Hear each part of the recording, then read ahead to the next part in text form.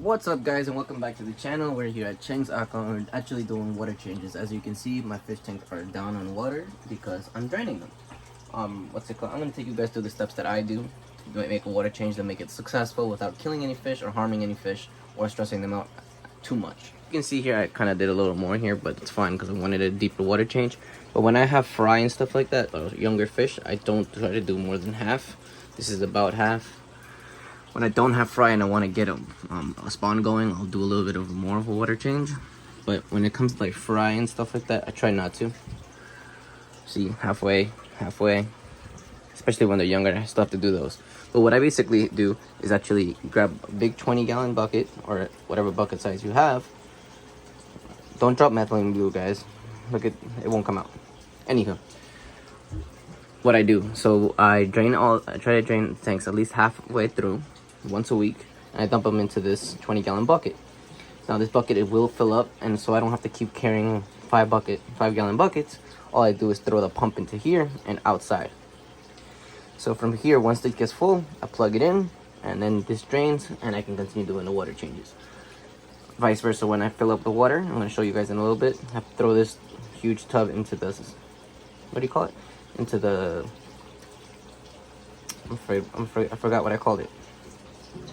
I throw this into the bathtub, and I let this fill up with room temperature water, and I pump it out from there. And then once that gets full, I put this pump into the sump, into here actually, and then the end point comes into the sump, lets the sump get filled, and then vice versa, everything else gets filled too. And then we keep doing that and repeat. And of course, I prime this container as it gets full, and etc. So this side is done completely, so that's good. Now we can finish draining out this side. I still have those 2 tanks and these 2 tanks to drain out, and then that's it. So there's 2 ways you can actually also clean your sponge filters. So on this one, I'm gonna show you the difference. This is the lazy way. All I do is just really squeeze the sponge filter and let the dirty stuff go all over there, and then I do a water drain. So half of it, so this that's basically what I did.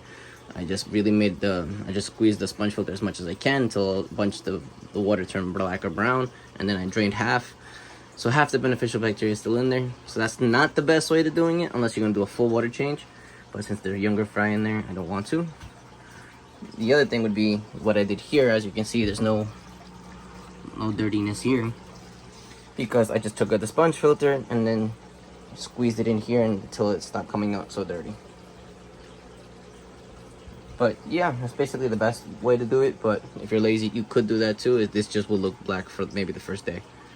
Again, this is fish tank water in here anyway, so you just squeeze.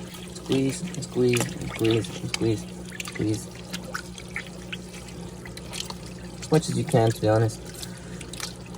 This way you don't kill all the beneficial bacteria, but you do get rid of a lot of the mold and junk. And now you can put this back in your sponge filter and you wouldn't be worried about harming the cycle.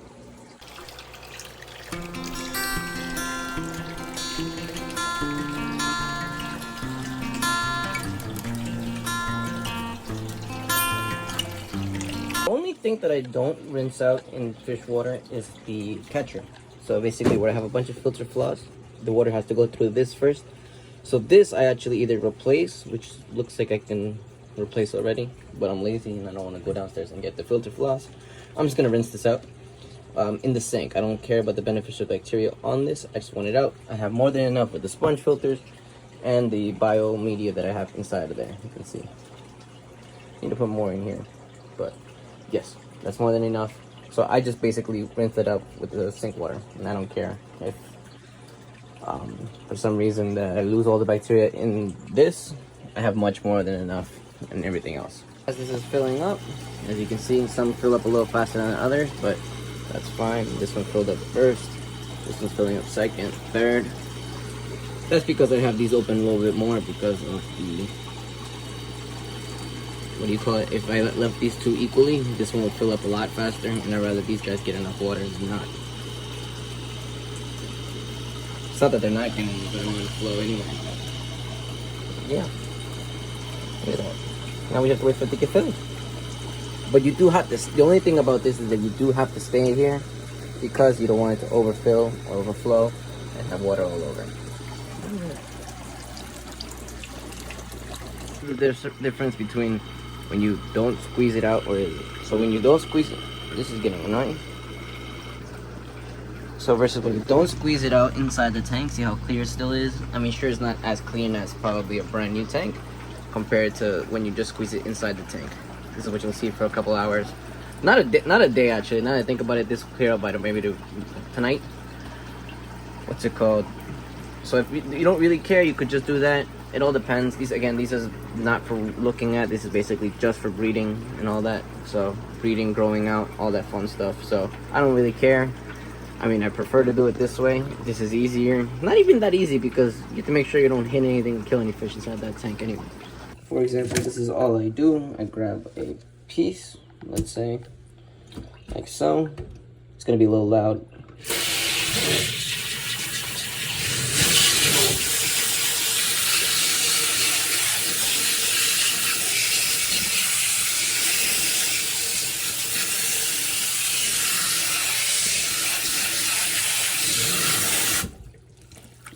Squeeze and do it one more time the other way.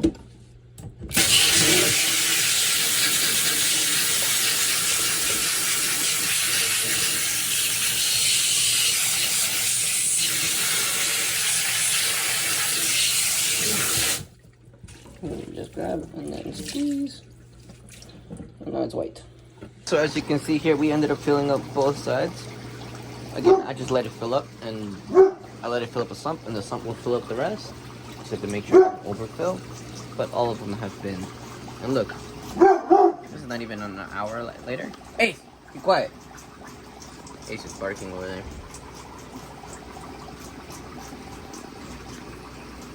He didn't realize I was trying to make a video, but yeah, everybody's doing fine. Oh, whew, thank God I came back to take a video. I completely forgot about this. I think we should feed. Yeah, we're gonna feed. So we're gonna grab one pellet. I just crush it up, throw it in there. Let it sink to the bottom. See, this one we have more fish in here that eat these kind of things, so we just throw in 2 pellets and crush it up as much as I can.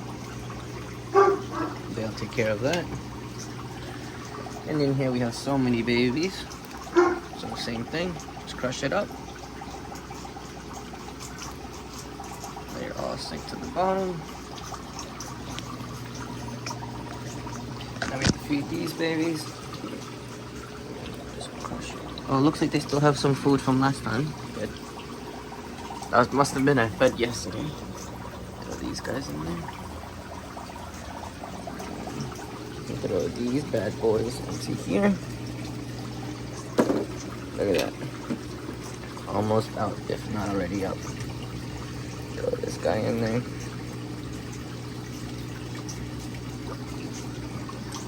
They're going for it. They already started. You guys are still gonna eat the ones they didn't finish yet. And I need to go and get another one.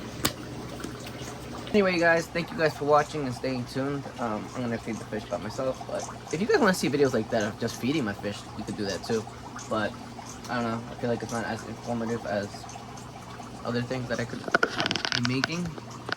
But yeah, thank you guys for watching. Don't forget to like, comment, and subscribe if you liked what you saw. And Ace, could you leave me alone? Hope to see you guys soon. Take care.